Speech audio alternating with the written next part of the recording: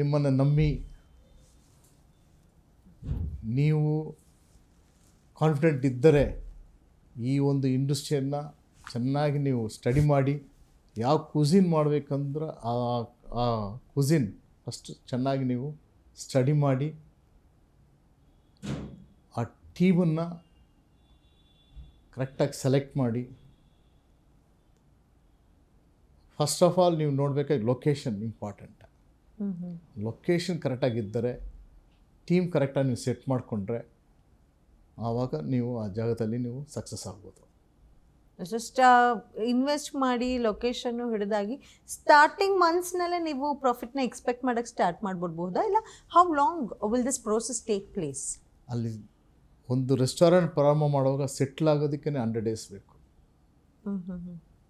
Settle ಆಗಿದ ನಂತರ ಅದರಲ್ಲಿ ಕಸ್ಟಮರ್ಸ್ ನಮಗೆ ಎಷ್ಟು ಜನ ನಮಗೆ ನಿಲ್ತಾರೆ, ಕಸ್ಟಮರ್ಸ್ ನಮಗೆ ಅದರ ಮೇಲೆ ನಮಗೆ 18 to 24 months ಬೇಕು ನಮಗೆ ನಾವು ಪ್ರಾಫಿಟ್ ನೋಡೋದಕ್ಕೆ.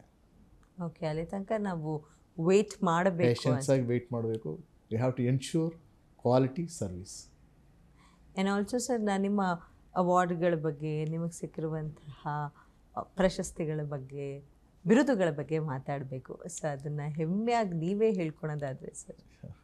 ಸುನಾಮಿ ಬಂದಾಗ ನಾವು ಟೂರ್ ಹೋಗಿದ್ದೆ ಶ್ರೀಲಂಕಾಕ್ಕೆ. ಸೊ ಅದು ನಾನು ಅಲ್ಲಿದ್ದಾಗ ನನಗೆ ಅಲ್ಲಿ ಸುನಾಮಿ ಆಗಿತ್ತು. ನಾನು ನನ್ನ ಮಕ್ಕಳು ಫ್ಯಾಮಿಲಿ ಹೋದಾಗ